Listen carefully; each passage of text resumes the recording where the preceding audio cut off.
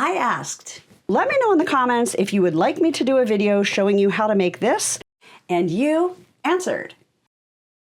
So let's make a crayon holder that holds 24 crayons. Let's start with our supplies. You need one piece of fabric that is 25 inches by 15 inches. You need an 8-inch piece of elastic. I use 3/8 inch elastic. You can use whatever, but this is going to be a good size for this when it is all rolled up. I'm also going to be using my Clover hot ruler and my quilting clapper. And of course, ironing board, iron, sewing machine, thread, and scissors. The first thing we're going to do is we are going to take our fabric the long way and fold it in half, matching all of these edges. So now it is 12.5 inches by 15 inches. I'm just going to put 2 little clips on each side to make sure it stays folded properly. Then we are going to sew down each side with a 1/4 inch seam.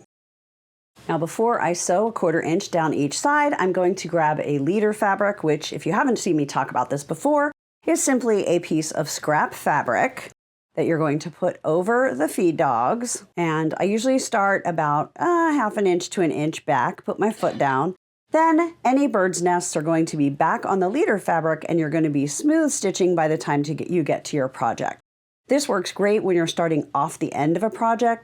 If you're starting like here or down a little bit, then you would need to raise your bobbin thread to avoid those bird's nests. And I will put a link in the description of this video if you're not sure how to do that. But for now, we're just going to do the leader fabric. We're going to be starting. Then once you get on your project, remember to go back a few stitches just to secure that thread. Then we're going to sew a 1/4 inch down each side. Now we have sewn down both sides. So we have a fold on one side, stitched on 2 sides, and this side is open. You have 2 options. You can either turn it right side out now and then press these 2 edges under a little bit, or my current favorite way is to fold this back and press it before I turn it right side out. The reason I like to do that is because I can see better how far I am turning it over. And we can actually use the hot ruler for this as well. If you center it on here, if we want to do a 1/4 inch, I just push the ruler so that when the fabric flips over the edge, it is at that 1/4 inch mark. That is going to ensure that I get this nice and straight. And I love that with these hot rulers, you can press right on top of it. It's a flexible, kind of a fabric-y material. Unfortunately, a crayon got a little too close to it. So I have a little brown mark on there that I don't love, but oh well. Things happen when we're being creative, right? So now I'm going to turn it over. I'm going to do the other side. And this is the 14-inch long hot ruler. It's a little bit more expensive, but I would definitely recommend if you like this idea to get the longer one, because you can use it for more things than the shorter one, where you won't have to move it quite as much. Someone in the comments for another video where I was talking about this said they also use cardstock, which you could do. You could draw a line on a piece of cardstock for however far you needed to hem something, and you could do that. You would just need to be careful not to heat it for too long and burn your paper. But that is another option, and a lot of people have cardstock hanging out at their house. You want to try that. So now I'm just making sure that these sides get done, because this is a little bit wider than the ruler, and we didn't get all the way to the edge. So I'm basically just matching these other folds, not worrying about the ruler this time. I also like that for shorter spots, you can use the end of the ruler. It has the markings all the way around. Now, before I turn it right side out, I'm just going to clip that corner. Obviously, you don't want to clip the side that's folded, just the side that's sewn, to help us get a better point. And we're going to turn it right side out, pushing these corners out. Now, if we did that correctly, these 2 folds should line up nicely. So I always start pressing from there. And now you just need to make sure the fabric is pushed out so that you're not folding any of that seam in. That'll give you a nice straight edge. And you're going to be pressing the fold as well. So taking a minute and taking your time on this step is what is going to give you a nicely shaped crayon holder. We all know everyone who likes crayons is really particular about that. Okay, maybe they aren't. Now it is time to do our folds. Let's look at the sample. So we have folded up from both sides. This was the open edge. This was the folded edge. So it's basically like this. I have my open edge over here. We're going to fold this side and fold this side. Next, we're going to take our hot ruler again, make sure it is lined up straight along the edge. We're going to fold that up, and we need it to be 2.5 inches up. So this is a little bit further than that, so I'm just going to slowly scooch it back, pushing it with the ruler until this edge is on that 2.5 inch mark, and then I'm going to press. If you want a crisper press, just take this ruler out and just run your iron over it one more time. And then also run your quilter's clapper or piece of wood over that. It absorbs the heat. That's warm now, so it doesn't burn your hand as much, but just takes the heat out of the fabric and makes the pressed edges that much crisper. Now let's press the other side. Pair that again. All right, this one's gonna be a teeny bit taller, like a teeny bit. There'll be a little bit more space in between the crayons. Not sure how I did that. This one might have been 14 inches instead of 15, but either is going to work. I have so many notes about these roll-ups, I apparently picked the wrong direction. So now that both of these are folded, we're going to take it to the sewing machine and we are going to stitch the channels for the crayons. Before we head over there, I'm going to show you how that's going to work. So for regular size crayons, I do 1 inch increments. So you can do this one of two ways. I usually try and pick a print that has one main color. So I'm going to be using a thread that kind of goes with this teal for this one. And for this one, I did one that matched this burgundy because I just wanted to sew once all the way across. So my stitch line goes from this end to this end. If you really don't want to sew across the middle, you can sew from here to here for every one of these and over here, but that is like 24 different stops and starts, which to me is too much. I'd rather do 12 and go all the way across, making both of these channels at the same time. So that is what I'm going to show you how to do. The first thing we are going to do is we're going to sew a little less than 1/4 inch from the folded edge of the fabric going over both of these crayon holder folds, and I'm going to be using the leader fabric again. And I always use my scissors just to make sure this doesn't flip up as the presser foot is coming onto my project. And then I do the same thing to make sure it doesn't flip this next fold up as well. We're going to be using this leader fabric every time, so you're just going to cut it off after each stitch line. The next thing you need to do is decide how you're going to measure these 1 inch increments when you're sewing. So we need to sew 1 inch from here. So an easy way to do this one would be to run this stitch line along your 1 inch guide on your needle plate. Then it just gets a little bit trickier because you don't know if you're going straight when you're seeing this. So here's 3 different ways to do these markings.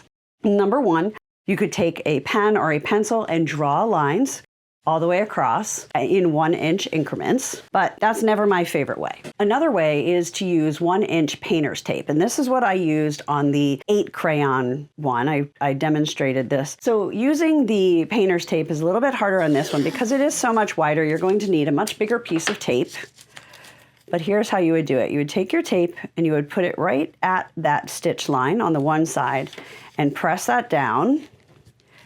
I usually want it slightly smaller than my fabric because I don't want it sticking to my sewing machine and causing things to not move well. And then you would simply sew just to the side of the tape. Make sure you don't sew the tape. If you do sew the tape a little bit, it's not the end of the world. You're just going to have to take a minute and pick it out.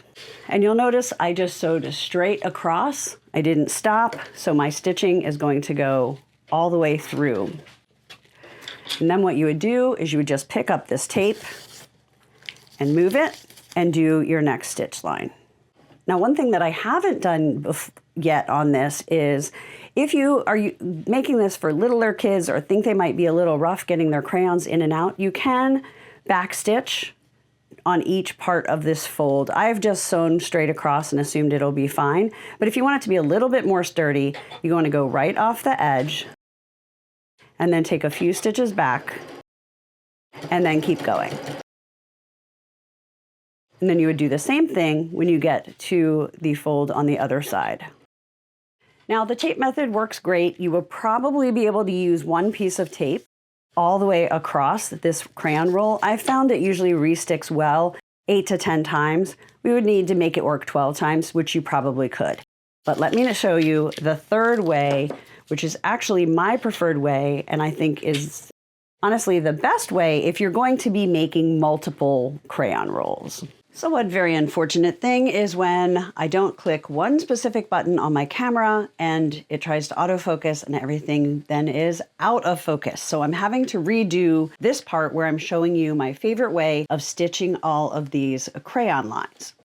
And that is with a seam guide. It may be metal or it may be plastic. It basically has this part that rests on the project. So this would go down the seam line to the right of where you want to be sewing.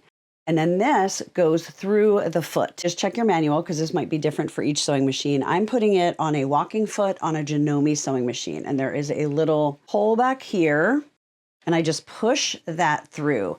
And the point's coming out the other side. You can't really see it because I want you to be able to see this side. I'm going to line this guide up so that it is on the 1-inch line on my needle plate. And then I know that when I have this resting on the stitch line that I just did, my needle will be 1 inch from there. So I can sew in 1-inch increments. This is great for straight line machine quilting as well as doing things like this. What you're going to do is you're just going to complete all of these pockets so that you have 12.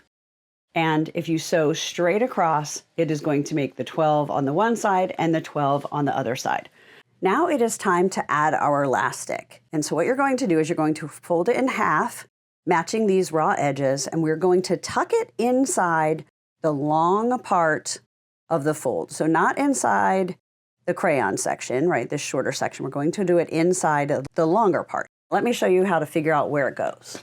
If we look at our other one, when it's open, it's like this. Then when it folds, it's like this. And you want the elastic to be close to halfway so that when you roll it up, it's going to be close to the center to hold that together. You don't want it up too high and you don't want it down too low. So that placement means you would fold this in half and you want it to be centered.